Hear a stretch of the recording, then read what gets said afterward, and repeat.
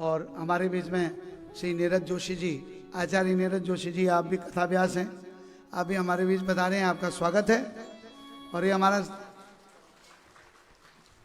हमारे डॉक्टर साहब भी आए हैं।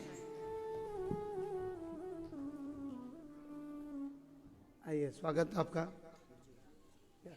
आप पहनाओगे वहाँ पहनाएंगे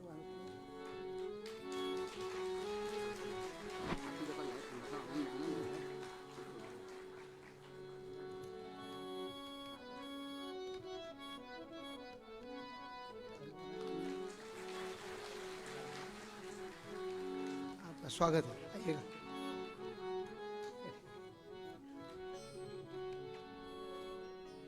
आभार। और हमारे नीरज जोशी जी, और हमारे कैलाश जोशी जी,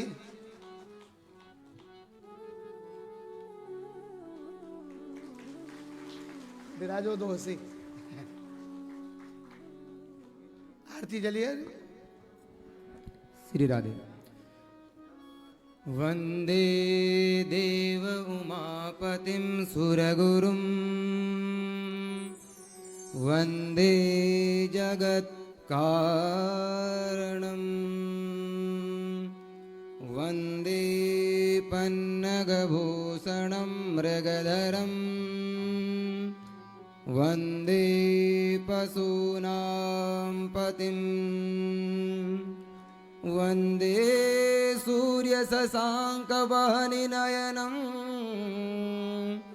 वंदे मुकुन्दप्रियं, वंदे भक्तजनाश्रयं च वरदं, वंदे शिवं शङ्करम्।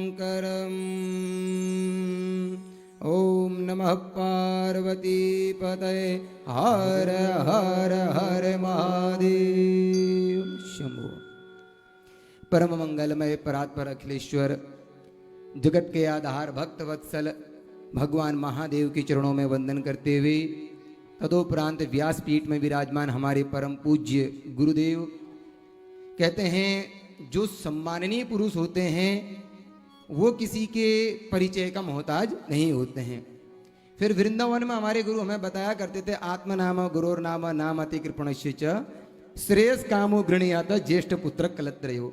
अपना नाम, अपने ज्येष्ठ भ्राता का नाम, माता पिता का नाम, गुरुजनों का नाम और पूजनीय जनों का नाम कभी भी मुखारविंद से नहीं लेना चाहिए। तो इसलिए यहीं से गुरु शब्द का उपयोग करते हुए मैं आपके चरणों में कोटि कोटि वंदन करता हूं। और यहाँ जितने भी भक्तिमती माताएं हैं, जितने भी हमारे भैया हैं, जितने भी बुजुर्ग जन यहाँ आए हैं, सबके हृदय में वो परम पुरुष तत्व विराजमान है। तो उसी तत्व को देखते हुए आप सभी के चरणों में भी मेरा कोटि कोटि वंदन। देखो, ज़्यादा समय नहीं, मैं ज़्यादा समय लेता भी नहीं हूँ, समय का बहुत पंक्चुअल हूँ मैं। तो इसलिए इतनी बात कहना चाहता हूँ कि हमारे क्षेत्र में ऐसी कथा, ये मेरा पहला टाइम है भागवत में, वो भी इष्ट देवों की कथा सुनने का। इससे पहले मैंने कभी कथा मतलब इष्ट देवों की कथा नहीं सुनी थी। तो ये तो बड़े सौभाग्य की बात है। ऐसे परम पूज्य श्री गुरुदेव जी के मुखारविंद से हमें ऐसे दिव्य कथाओं को श्रवण करने का सौभाग्य प्राप्त हो रहा है। वो कहते हैं, भक्ति भक्त भगवंत गुरु चतुर नाम वो एक, इनके चरण वंदन किए नासत विघ्न अनेक।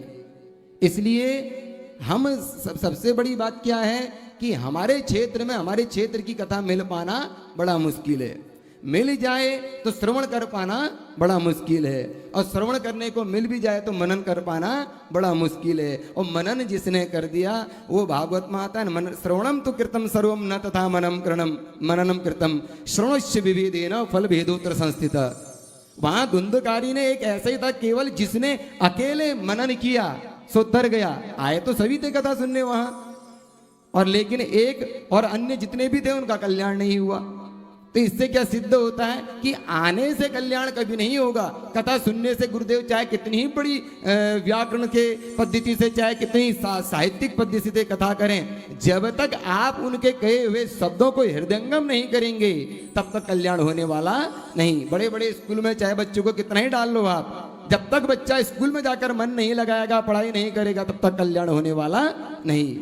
यानी कि किसी चीज, ये स्कूल ही तो है हमारा, हम सभी ने यहाँ एडमिशन ले लिया है। जब तक हम एडमिशन लेने के बाद गुरुदेव की कही गई वाणी को अपने कर्णों से अपने हृदयंगम नहीं करेंगे तब तक कल्याण होने वाला नहीं है। हम वस्तुतः केवल रट्टू तोता है, रटते हैं, रट के सुना और चल दिए। एक छोटी सी कथा है मात्र 2 मिनट की। उसमें एक हमारे एक संत थे, गुरुदेव बताते थे वृंदावन में कि एक संत महाराज थे, उन्होंने एक तोता पाला। तोता क्या होता है? रट्टू। उसको जैसा रटाओ वैसा रट देगा और वैसा बोल देगा। अब गुरुदेव ने उसको सबसे पहले क्या सिखाया कि अपने आत्मा की रक्षा करना सबसे पहले तुम्हारा कर्तव्य है। इसलिए मंत्र दिया, भेलिया आवेगा, जाल बिछावेगा, दाना डालेगा, फसना मत, फसना मत, फसना मत। क्या बोला? भेलिया आवेगा, जाल बिछावेगा, दाना डालेगा, फसना मत। शब्दों में ध्यान देना। तोते ने रट दिया। गुरुदेव बोले उससे, अच्छा बेटा सुना, क्या सुना सीखा तूने? तो बोल पड़ा, भेलिया आवेगा, जाल बिछावेगा, दाना डालेगा, फसना मत, फसना मत, फसना मत। हाँ बच्चा तुझे याद हो गया, बहुत सुंदर।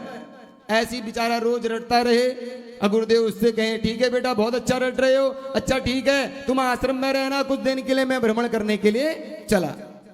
अब गुरुदेव आश्रम में नहीं है, फिर भी बच्चा रट रहा है। क्या? बोलो, भेलिया आवेगा, जाल बिछावेगा, दाना डालेगा, फसना मत, फसना मत, फसना मत। इतने में भेलिया आ गया, पेड़ में बैठा है, फिर भी बोल रहा है। क्या? भेलिया आवेगा, जाल बिछावेगा, दाना डालेगा, फसना मत, फसना मत, फसना मत। भेलिए ने जाल बिछा दिया, दाना भी डाल दिया। अब मुंह में पानी आ रहा है उसके, फिर भी बोल रहा है। क्या? भेलिया आवेगा, दाना डालेगा, फसना मत, फसना मत, फसना मत। डाली पर डाली, डाली पर डाली नीचे को आता जा रहा है, मुंह में पानी आ रहा है, फिर भी बोल रहा है। क्या? भेलिया आवेगा, जाल बिछावेगा, दाना डालेगा, फसना मत, फसना मत, फसना मत। करते करते डाली पर डाली आते आते जाली में घुस गया, दाना खा लिया, फिर भी बोल रहा है और फंस गया, फिर भी क्या कह रहा है? भेलिया आवेगा, जाल बिछावेगा, दाना डालेगा, फसना मत, फसना मत, फसना मत। फंस गया। भेलिए ने बांधा और ले गया, फिर भी बोल रहा है। क्या? भेलिया आवेगा, मतलब रटता जा रहा है। कुछ समझ में आया आपको? गुरुदेव ने सुनाया, उसने सुना, याद किया, लेकिन मनन न करने के कारण जाल में फंस गया और भेलिए के हाथों मारा गया। उसी प्रकार हम सभी यहाँ तोते बन के बैठते हैं। गुरुदेव ने बड़ी सुंदर लच्छेदार वाणी से बड़े इष्ट देवों की कथा सुनाई, हमने कानों से सुना, लेकिन हृदयंगम न करने के कारण उसी तोते के भांति रटते रहते हैं। हमारे इष्ट देवता ऐसे थे, हमारे इष्ट देवता वैसे थे, लेकिन उन्होंने क्या किया, किसके लिए किया, क्यों किया, इस चीज को नहीं जान पाते तो हमारा कल्याण नहीं होता। हम केवल धूप अगरबत्ती बतासे तक ही अपने इष्ट देवताओं में सीमित रह जाते हैं। उससे ऊपर की भी जो सत्ता है, जो हमारे गुरुदेव यहाँ हमें समझा रहे हैं, इसलिए हम बड़े सौभाग्यशाली हैं कि अपने इष्ट देवों को जानने का सौभाग्य हमें मिला है। तो इसी के साथ मैं भी अपनी वाणी को यहीं विराम देता हूँ। बाकी जो सुनाना है गुरुदेव का काम है, हमारा नहीं है। नमः पार्वती पतये, हर हर हर महादेव। धन्यवाद। धन्यवाद आपका।